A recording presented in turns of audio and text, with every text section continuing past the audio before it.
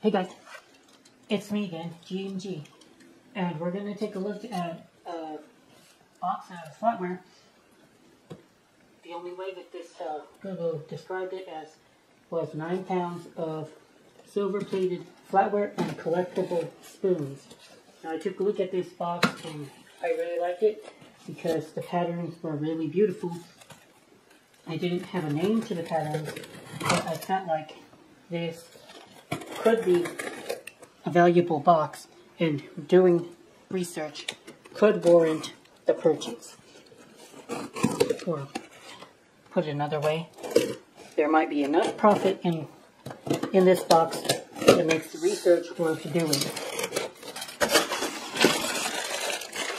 So here we are.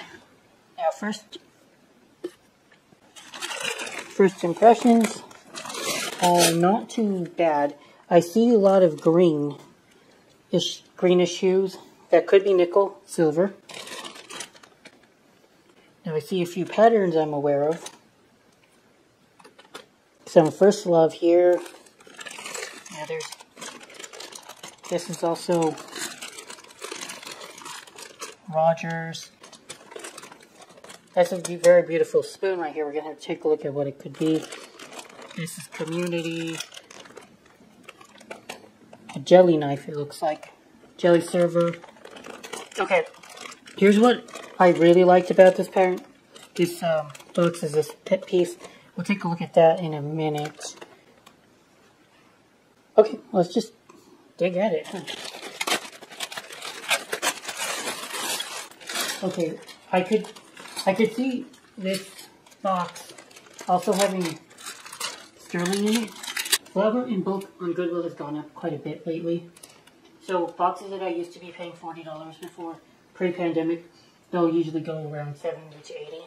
The bad boxes, they'll still go relatively cheap. So that's what you're looking for, is just flour and going to buy it in bulk.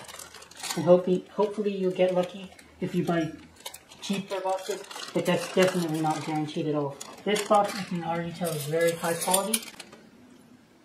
The only way to know just how good is to just look at what's going on. Okay, we've got, this is junk. I'll get rid of some of this junk really fast. B. Rogers, Italy. Well, these solid servers were made very common, and I've noticed that they have very, very low plate thickness. So you're always seeing the plate falls off, and they look so ugly once it happens. So I don't even bother trying to sell it over or anything. So here we got stainless steel. Viners. Viners. I've never heard of Viners before, but there seems to be a few pieces of this. Now, I don't go after stainless steel, but I know that you could make you a profit, because stainless steel, as a rule, goes higher than silver plate. Especially patterns that people are wanting to buy. You might get $5 to $6 on a good silver plate pattern. But for stainless steel, $5 to $6 is kind of like a middle pattern. Okay, so this is Royal Danish Sterling. Let's see if we can find more of it. So first I'm going to go ahead and check out all this pattern. This is First Love. I believe it's First Love by 8447 Rogers Bros.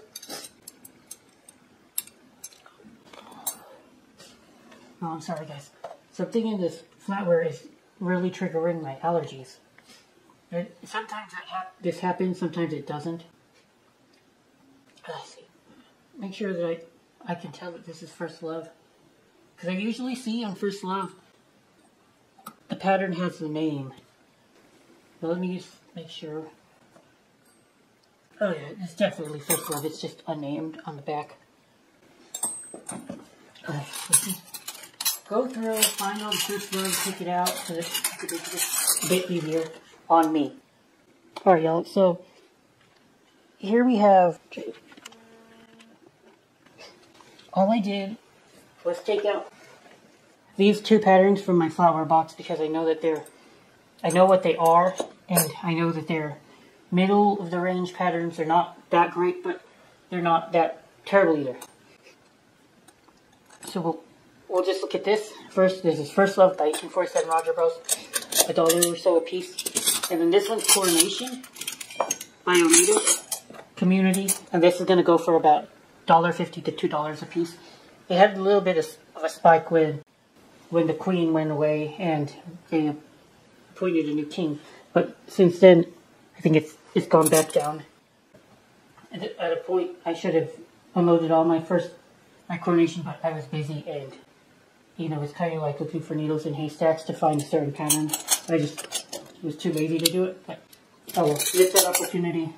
That's okay. That might have been maybe like $150 or so I should have unloaded on the market. It's whatever. Now let's go ahead and take a look again. And yeah, this is Coronation. You can know Coronation by this. This looks like Coronation. Okay, so take another look at the silver, because I do believe there's a whole lot of silver actually. Like, this is one of the best boxes I've ever come across, because I wasn't looking at the back of the pieces. Now, when I was picking out these two patterns from the flatware, I immediately knew that I was coming across sterling just because of how it was clinking against the other pieces. Like, I hear that clink, the tone of the silver hitting against the other pieces. I know I'm hitting sterling. Now, how much? I don't know, but there seems to be a decent amount. Let's go take a look at this. Going to keep going through and trying to pick out stuff I know is not sterling, and I'll just go through really fast. Now, this is something that could be resellable, just because it's quite gorgeous and useful. You know, people like salad tongs. I need salad tongs sometimes if I'm making a salad. And silver plate still can be useful. And when you got a nice pair of salad tongs like this, this is actually March Gorham Heritage. So I can see somebody easily wanting that pair. As long as it doesn't take me too long to box it up and take pictures of it, it's worth it for me to list this for $10, $15. And if it sells, it sells. So, you know, I'll find those. Okay, let's look at this. Now, this is definitely not silver. We're looking at clear base metal here. It's been polished enough to where the base metal is showing, which is not the worst thing ever. I mean, yes, it's bad, but no, I don't think any buyer would hate it, because the base metal kind of shines out in a somewhat pleasant way, and it's a very beautiful spoon. So it is marked Imperial. I could still see somebody wanting this piece, even though, yeah, the base metal is appearing. Silver plate was never meant to last forever, and especially parts like this, where you're showing the, what would you call this? The embellishments, I guess. I'll use that word, the embellishments. The plating is often thinner here, because this piece is raised up. So if you're polishing it, or say you're washing it, these pieces that are raised up and exposed, they're going to take more wear. So that's very common, and a lot of people who have any common sense would understand that. If the entire piece was showing base metal, yeah, I would understand. No one would want it, but as it is, it's not that bad. Pie servers. Oh man, I have a love-hate relationship with pie servers because they never seem to sell. Oh, okay. This is actually, yeah, this is also the First Love pattern, but oh, it's nice though. I have to admit, this is a nice piece of First Love. Get this, the serving fork. Hard to find larger pieces like this. They only came one in a set. They still have some value on the secondary marketplace. Oh, this is beautiful. Let's go through this really fast. Okay, Winfield. Winfield was a very beautiful company, but I tend to find a lot of Winfield in bad condition. That to me means that they did not plate their pieces very thickly. Which is a shame because they had some very, very gorgeous stuff that was very elaborate, very ornate. But a lot of the Winfield out there is in horrendous condition. With the silver polished away, your spelting base metal, it looks ugly. It's just the way it is. Spoon here. Now this is not silver. I can tell because of its greenish hue. It's nickel silver. And it says on the back, solid Brazil silver. That is another form of calling something nickel silver. Again, no silver on it. It's a silver.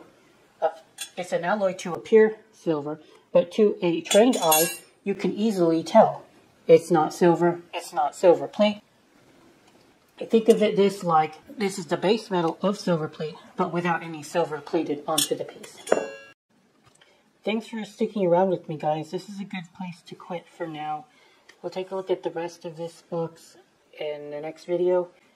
I do need to pick out the stainless steel and then check out the what I think is sterling.